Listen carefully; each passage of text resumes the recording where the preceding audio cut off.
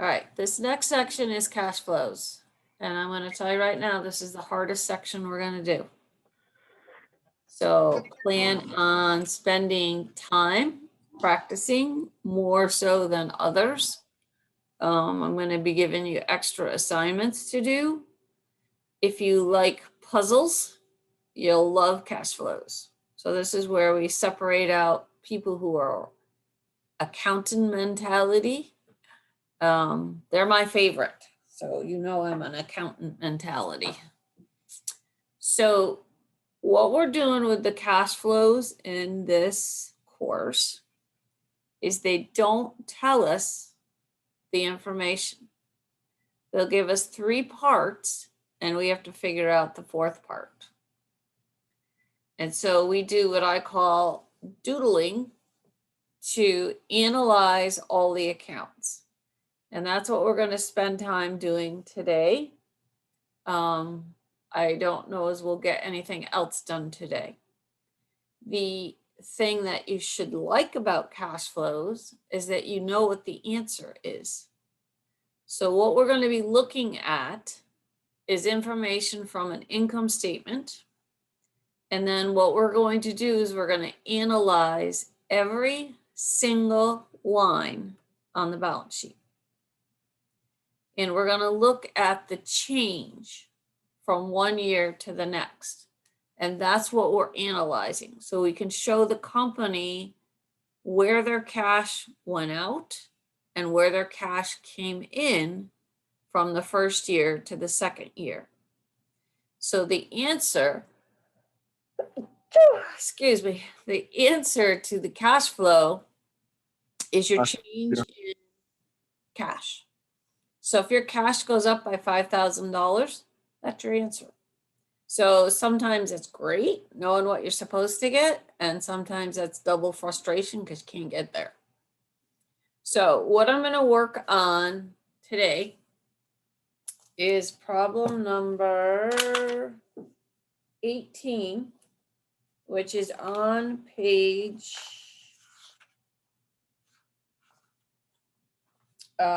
218 and 219. Now you're going to see several problems in the book that have that required piece. So you can automatically just scratch those out because I am requiring a cash flow for every single problem that I give you. So the other one just has you answer questions. No, we're doing the cash flow. And so this is what we're going to do. So what I'm going to do is I'm going to share screen and get to an Excel spreadsheet. And we're going to get rolling.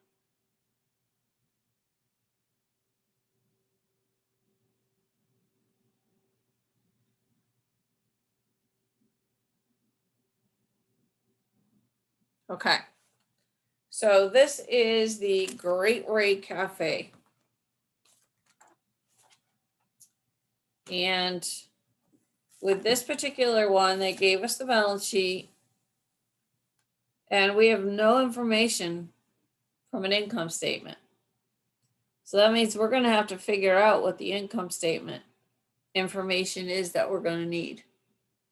And the only stuff we really take from the income statement are the net income, depreciation, amortization, if there is any, and any gains and losses if they sold equipment. Those are the only things that we use off the income statement. Everything else is going to come off the balance sheet.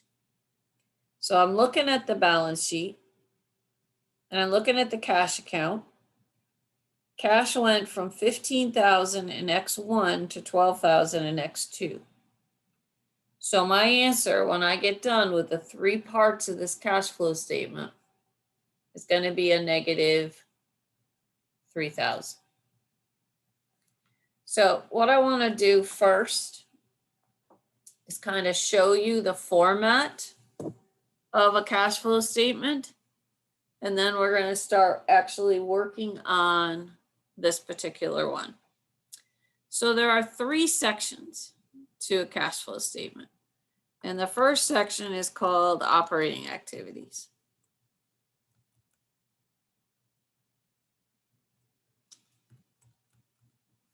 And so this section always starts with the net income. So you're going to get that net income off of your income statement. And then we have to make a series of adjustments. And these adjustments are going to start to the net income. So the first adjustment we're going to make is we're going to look at the income statement. And remember, we want to look at everything from a cash point of view. Depreciation is a legitimate expense, reduces your taxes, but it doesn't involve any cash.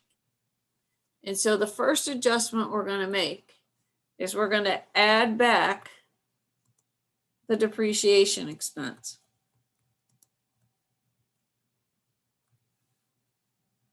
Because we want to make this income a cash net income. And right now it includes things that didn't involve cash. You're going to do the same thing with amortization, because amortization is the same thing. You debit amortization expense and you credit whatever the particular asset is that you're amortizing. The next things that you would do is you would go look in that third section, which was a big error on your income statement test. Gains and losses do not belong in the revenue section. They have nothing to do with operations. The first two sections of that income statement were all about operations. They have nothing to do with operations. And that's why that gain and loss should have been down below in your other income and expense. As far as cash flow goes, again, that has nothing to do with operations. And this section is labeled operating activities. So I want to take those out.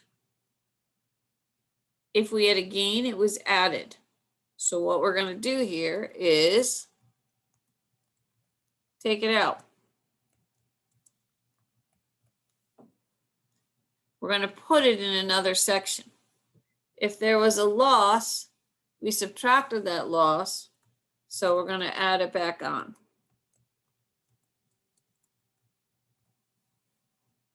Sometimes you have these, sometimes you don't. Again, it's all about what you have in that particular problem. That is all the information that you would take off the income statement. Nothing more. Everything else is coming from the balance sheet. So what we're going to do next is we're going to look at current assets. And here again, you need to know what the accounts are. That was the whole purpose of doing a balance sheet. You're going to list the current assets individually. And I'm just doing this way so that you have kind of a format. But current assets, typically inventory, accounts receivable. Cash is a current asset, but don't ever put cash on your cash flow statement. We're going to have two accounts that never go on here. So we're going to look at an increase in a current asset. And I say, when you do these, you're going to specify what the assets are. But I just want to, again, give you a pattern. So let's talk about accounts receivable. If my accounts receivable increases, what are my customers doing? Are they paying me? This is where you chime in. My accounts receivable increases, what's happening? You aren't You're getting getting paid, but money. you're collecting tabs essentially. So we're not getting paid. We made a sale, right? But we didn't actually get the cash. So what does that do to our cash? Increase or decrease? Decrease? Decrease, exactly. Yep, good. So if you have an increase in a current asset, the effect on cash flow will be a decrease. When you're doing the cash flow statements, over here, you're writing increase in whatever it is, or decrease in whatever it is. That is the format you're going to do, or I will get after you. The other thing is, it's a way to check your numbers. So let's go and see.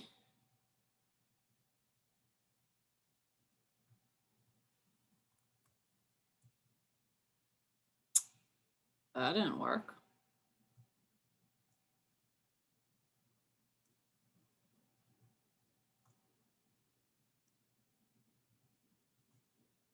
Okay, so now instead of an increase, we have a decrease in a current asset. So if my accounts receivable went down, now what are my customers doing? Paying you? Paying They you. paid me, right? So they paid me for stuff they're currently buying, and they paid off stuff they owed from last year. So that's going to actually increase my cash flow. So the So, thing, go ahead. Wait, it decreases it because the asset's going up because like that's in replace of the cash. Okay. So you just said two different things. So if the account itself decreases, so I use accounts receivable because that's easy to understand. If Mhm. accounts receivable has decreased during the year, that means that my customers are paying as they buy, and they paid off previous money that they owed. And so that's why you would increase your cash. Okay. Does that make sense? Mhm. Okay. So the reason you're going to do this too in writing these things out, because I'll tell you, half the time when if I can't get mine to come out, I've done something dumb right here. And so I go back and I look, current assets need to be opposite. So if this is an increase here, because that's what the account did, I better be subtracting it here. So current assets are the opposite. And remember, you got to know which ones are current assets. And number two, never, ever, ever cash, because that's going to be our answer. Questions on current assets? Okay, so now, I'm gonna be lazy. So now we're talking about the liabilities. Now the liabilities are a little trickier.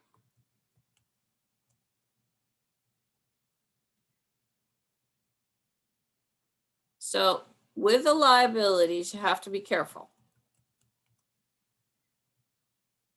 There are a couple liabilities though, even though they're current, they're not going here. Anything to do with financing, regardless of current, long-term, goes in another section. So typically here, you're talking about accounts payable and accruals, dividends, anything to do with financing. If you look at problem 18, our only current liabilities we have are accounts payable, notes payable, and dividends payable. The only one we would put here is the accounts payable. Notes payable and dividends payable are going to go someplace else. So let's talk about accounts payable. If my accounts payable increases from the beginning of the year to the end of the year, how am I buying stuff?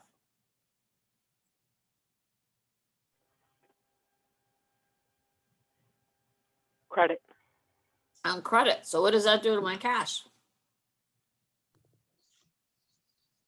If I'm Increase, buying on credit, what does it do to my cash? decrease. It's going to increase it, right? Because I'm keeping it. Does that make sense? Yeah. Okay. So if you have an increase in a current liability, it means that you're buying on credit and holding on to your cash. So in today's world, we got to distinguish here. credit cards are not credit purchases or payments. Credit cards, when we do anything with credit cards, which we will at the very end of the semester, they're considered cash.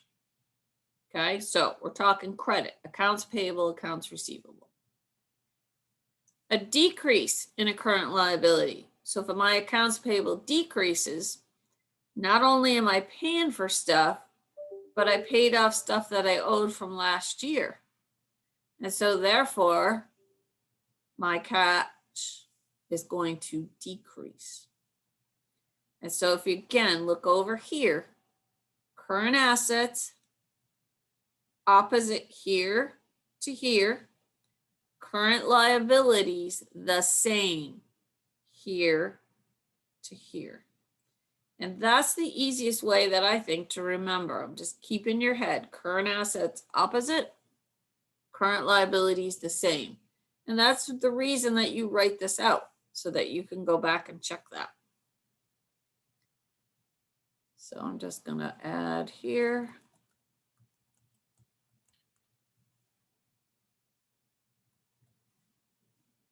And you don't have to put this one in, but this was just to show you what else is included. Okay, that's it. So then you would add up the adjustments.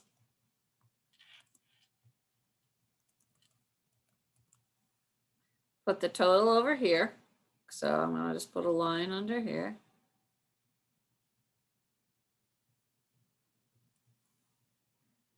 And then that's gonna be your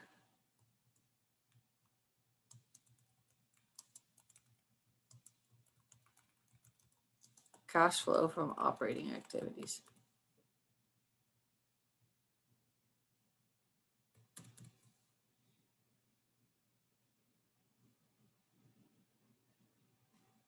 And that's your first section. Questions? This section is probably the longest. That's probably the easiest because it's pretty straightforward. Not much doodling involved here. I have a question. Yeah. Is the cash flow from operating activities, would that be like a total of everything we just put down? You're going to total all your adjustments here. Mm-hmm. Bring that here. And then you're going to add or subtract it to your net income. Gotcha. Anything else? Okay, the next section is investing activities. So this section is all your long-term assets. We had 3 categories on our balance sheet: investments, plant, property, and equipment, and other assets, which were our intangible type assets. What I'm going to put here is going to look simplified, but this is the section you're probably going to hate. Just warning you. So I'm going to kind of group all of them together because it doesn't matter which category they are of long term. If we have a purchase of a long-term asset,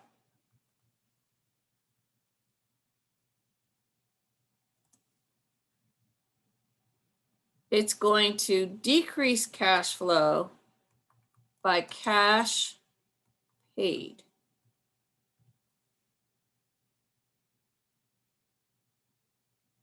Okay, so here's my example.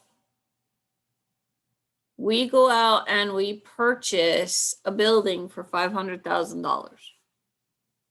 We pay $50,000 down and we get a mortgage for $450,000.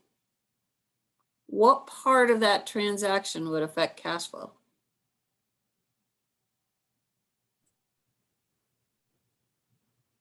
The 50,000 put down. Just the $50,000 that you put down.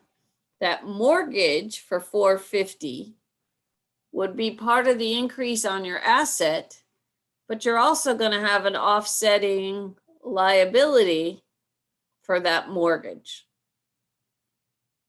So that's something we're going to talk about when we get down to the bottom, that 450,000 is going to be part of a non-cash transaction because increased your asset, increased your liability by the same amount, there's no effect on cash. You don't actually get that $450,000. It goes directly to whoever you bought the building from. So we'll talk about that in a second. So just be careful with this.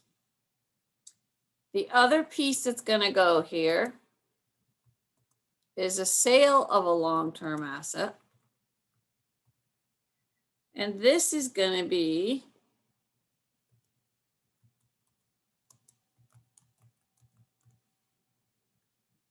it's going to think I'm doing a formula. Hold on.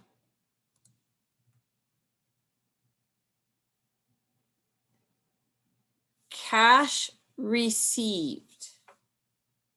This is where any gain and loss would be recognized because the cash received is going to include any gain or loss. We take it out up here, we add it in down here. Now, as I said, this is going to seem really simplified because that's all I'm putting in this section. But keep in mind, investments, plant, property, and equipment, and other type assets. So there could be a lot of stuff there. Some of the problems that we're going to do, there is going to be, like 6 things under here.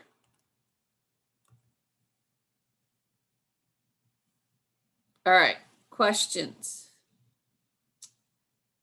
Take that T out.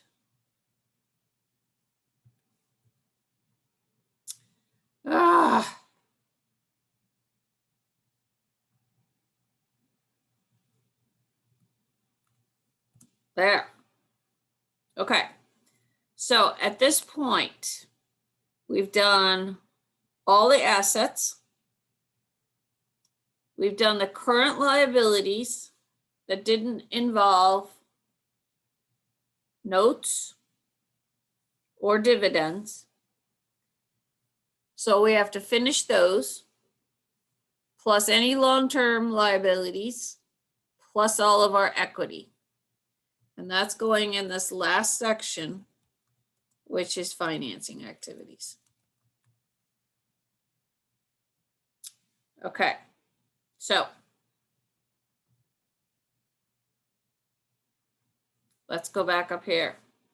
So one of the things that's under current liability that we're not including was dividends. I'm going to kind of backtrack here for a second. So when a company says that they're going to pay dividends, there's 3 journal entries that are involved. So the day that they declare the dividends, you would do an entry that was a debit to dividends declared and a credit to dividends payable.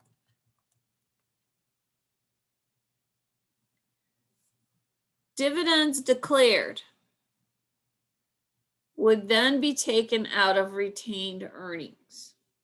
What you have to remember, it's dividends declared that affects retained earnings, because we're going to have to use that sometimes to calculate our net income. But just try to remember, declared is what comes out of retained earnings. The second date would be the date of record. This is a review of managerial. There's no formal entry there, but it's just you got to have a cutoff because publicly traded stock is traded every day. And so you need to know who to pay the dividends to. The third date is when they're actually paid.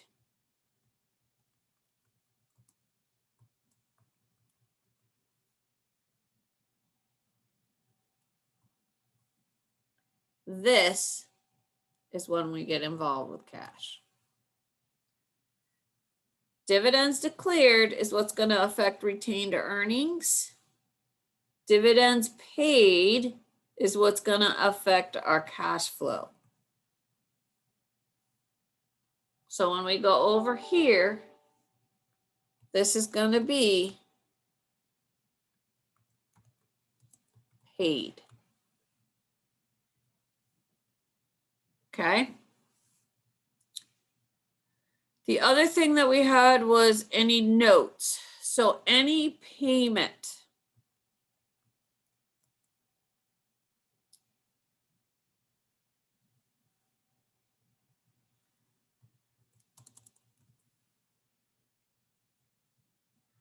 Any payment on a note, a mortgage, a bond, doesn't matter, is going to be a decrease on cash flow. Typing is not great today. Okay, any payment.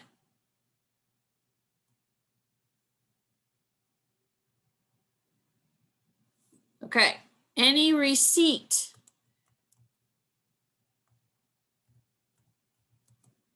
of cash on a note, mortgage, bond, okay, is going to be an increase. But you got to actually receive the cash.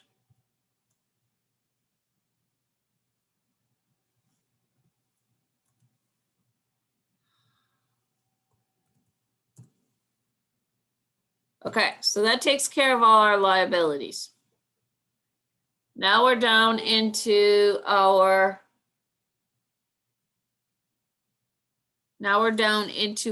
equity.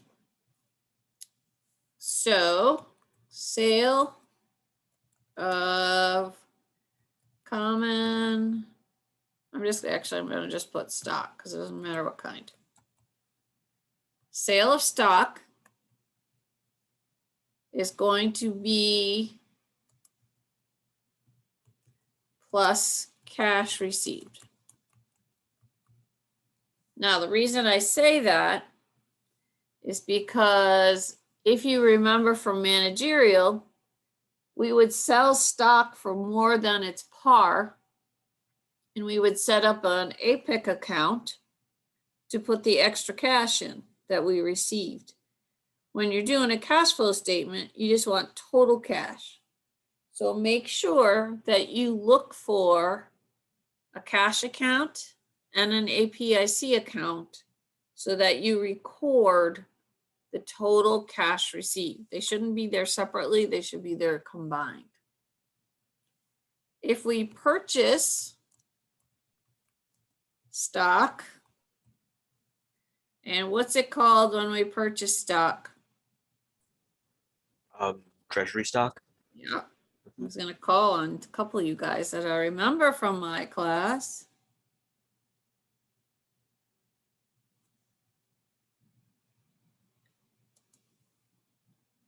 That again is gonna decrease cash flow. Let me see. I think I got it all. Dividends, payments, notes, stock. Yeah, that's all there is, right? It's all the accounts. So we would add those up. And so that's our cash flow from financing. See if I can do this one better than the last one.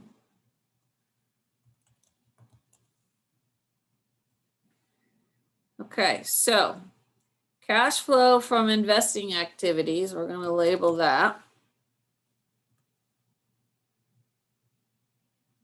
Total. Cash flow from financing activities, we're going to label.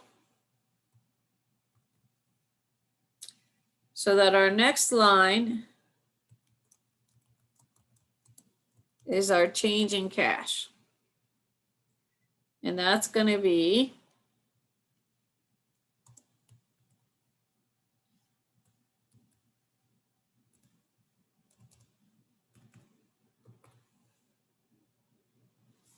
okay. You're just taking the totals from those first three sections.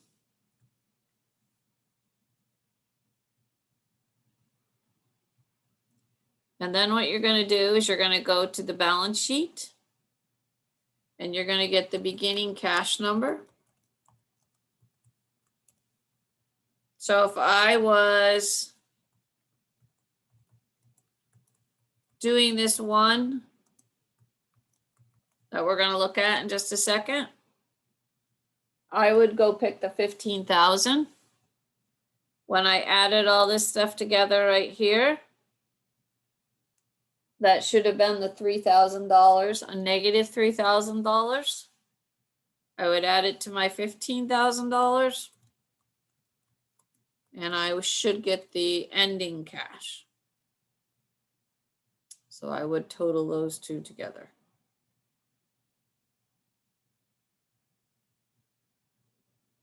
Okay, so it would be, let's see, what is it? D28 plus cell D29. Okay, and that should match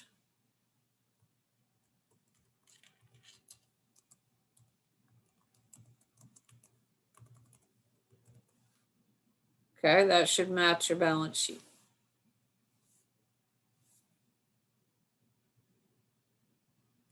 All right, so there's one other thing. And this would go on the very bottom because it doesn't affect cash flow. It's called a non-cash transaction.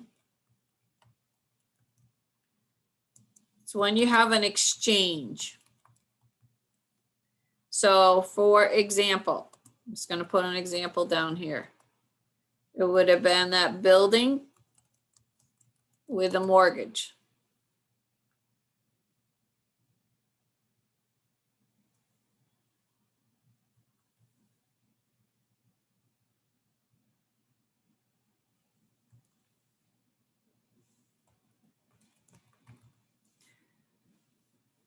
Doesn't affect cash because you don't actually get the money, but it does affect your balance sheet.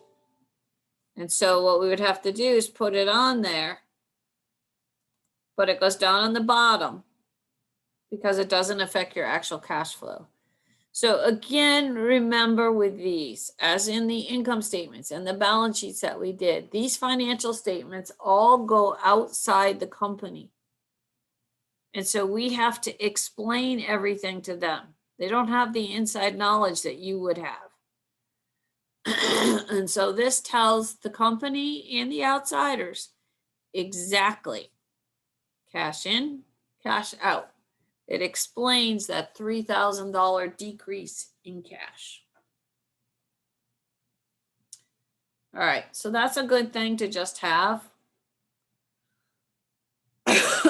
Questions? All right, then go into a new sheet. Do you see a blank sheet? Yes. Okay. Yep. All right, now we're gonna go start on the problem. So there are certain accounts that we doodle together. And honestly, the order that we do them in really just depends on the order that they give us information. So what we're doing now is we're looking at the additional information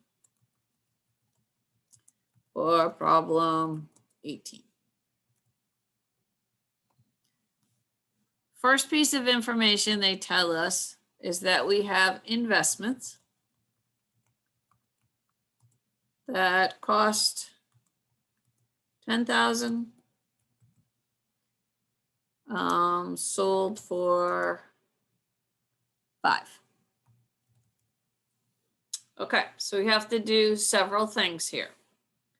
First of all, if they cost 10 and we sold them for 5. What do we have?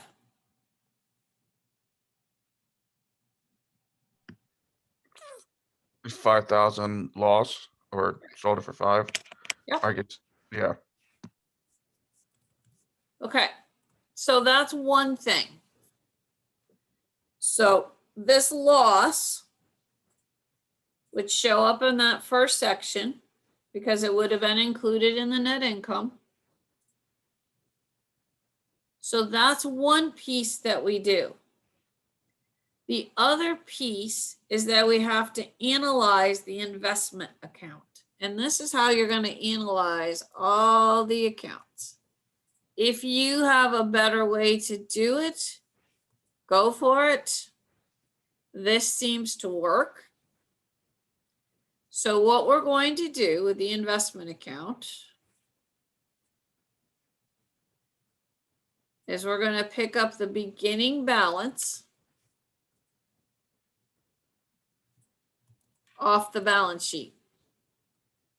What is the beginning balance in the investment account?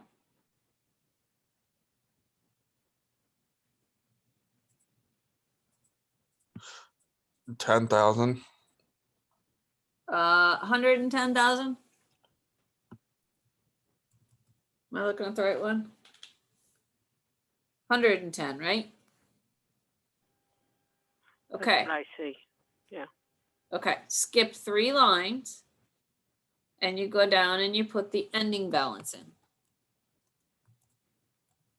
And the ending balance off the balance sheet was what?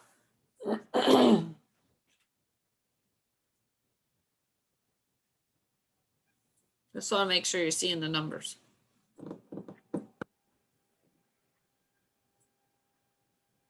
The 105,000. We have to explain how that account went from 110 to 105. This is what I call doodling. Because there's multiple things that affected that account. Okay? Now, the order that you do the stuff inside the doodle depends on how you have information, what information you have. Sometimes you have what you purchased, sometimes you have what you sold. So it doesn't matter inside the doodle with the order. So the piece of information that I know is that I sold an investment. And so when I sold it, I have to subtract it off my beginning balance.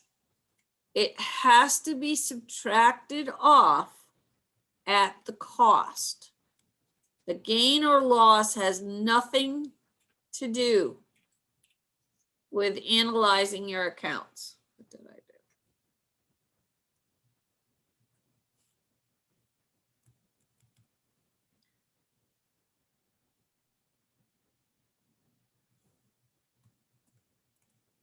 Okay, has to come off at the cost. And so this is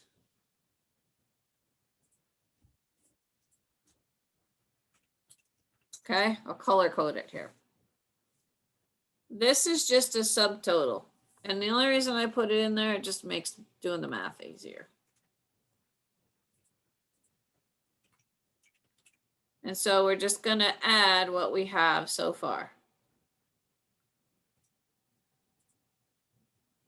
Okay, that's just a subtotal. So that's the information they told us. The other piece of information to go from the 100,000 to 105,000, that's the part that we have to figure out.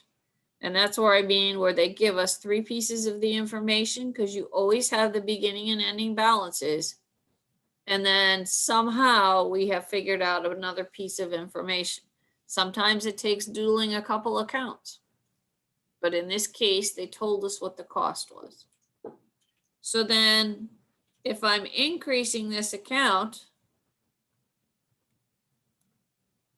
It means that I went out and purchased something, right? And how much did I purchase?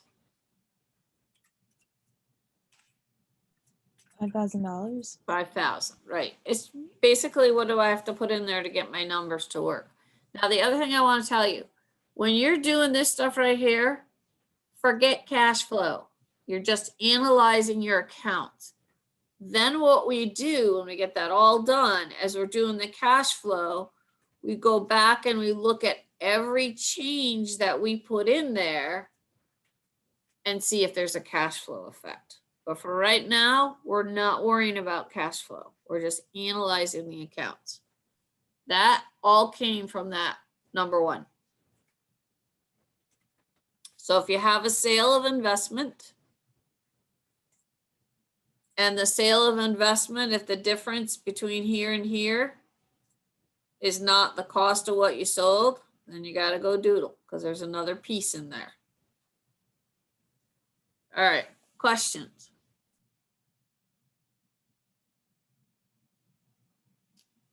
All right, the next thing that we have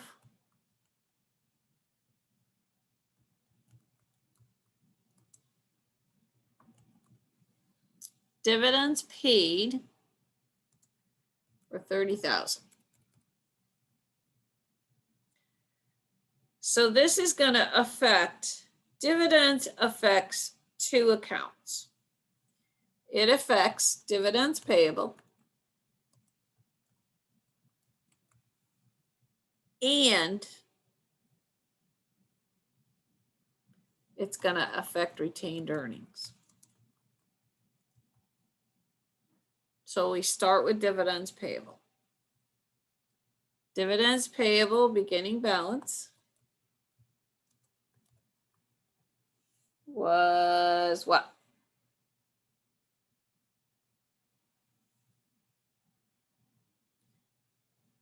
What is it on there?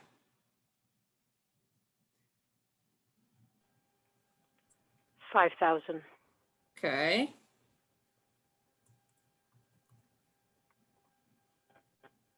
And the ending balance is, 10,000. okay. So while we're doing this, we might as well just get the stuff for retained earnings too. Retained earnings, beginning balance. Sorry, I'm just being lazy.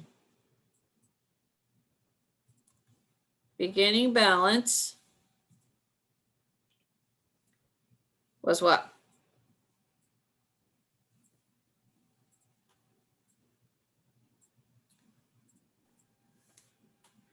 $40,000. Okay, 40,000, and the ending balance was 70,000. 70. Okay, so here we go. Dividends paid. So my dividends payable. Why are you like that? So my dividends payable, if I, oops, hold on. If I pay dividends, which is what I did, it decreases the dividend payable account, right? So now when I do my subtotal, I actually end up with a negative number. And that happens. Sometimes they tell you dividends declared, you'd add. Sometimes they tell you dividends paid, you subtract. So in order to get my $10,000 at the end, if you have a negative here, to get the number that goes in here, just a math thing, you add these two together. Okay, you add these two together. So what I would have to put in here as dividends declared is going to be 35,000. Is everybody okay with that? Yeah. Okay. So dividends declared increases dividends payable, but it decreases retained earnings. And that's why you do these two together. So whatever I put over there, I have to put over here. I'm going to do the math. And then I need something to increase retained earnings. I know it's got to be 65,000. What is it? What increases retained earnings?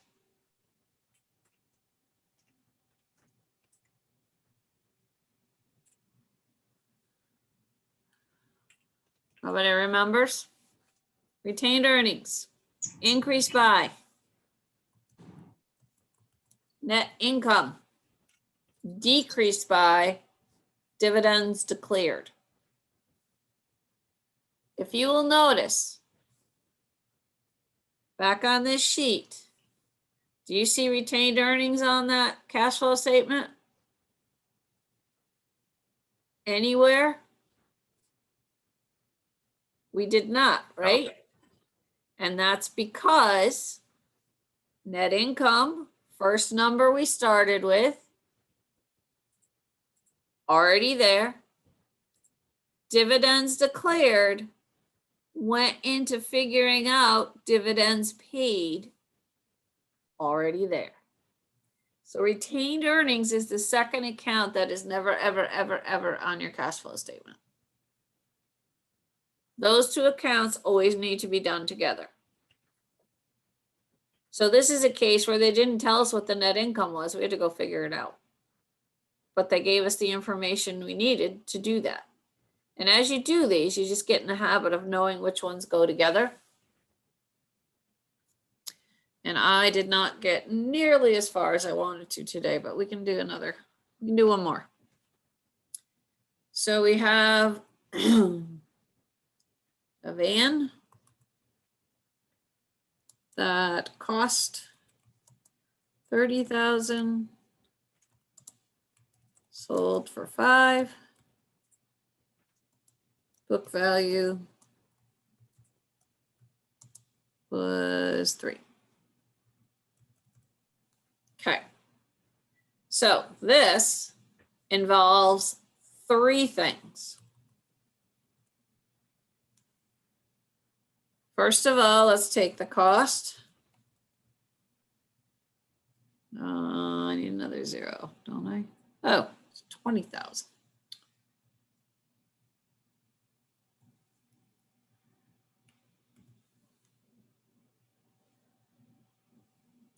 Okay. When we have a fixed asset like this, figuring out gains and losses, we're going to compare the book value to what we sold it for. So we know it cost 20. We know its book value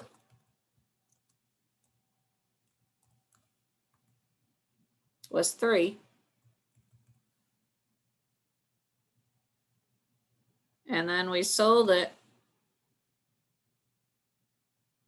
Oops, don't want it that wide. Sold it for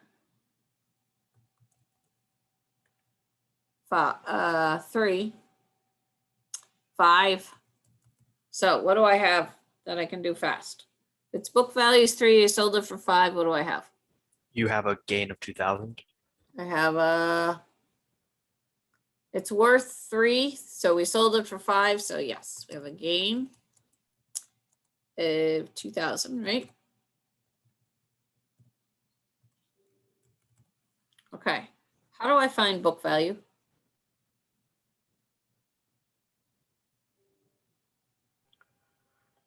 Cost less depreciation. Okay, so this would be the accumulated depreciation. So again, we got to fill this in.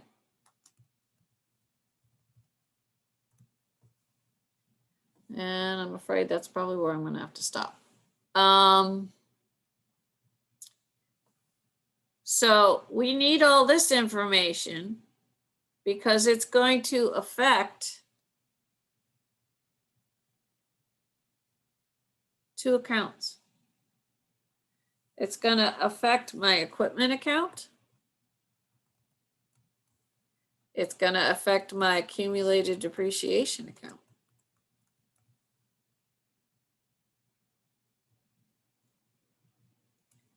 And that's where I'm afraid we're going to have to pick up. I really want you to working on something tonight. So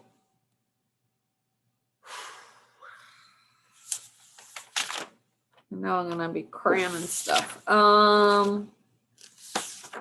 So what I can have you do is practice. This is gonna be super easy. And it'll take us like 3 minutes to go over. It's just doing an operating activity piece, okay, which is pretty straightforward. So page 209, number 6. Okay, 209, number 6. And I say, because your test is next Friday, we're going to be doing a lot of practice and inside class and outside class, because I need you to practice this stuff. So plan on spending some time definitely over the weekend working on a few of these. And that's just where we're gonna have to be. Okay, I'm gonna stop my recording.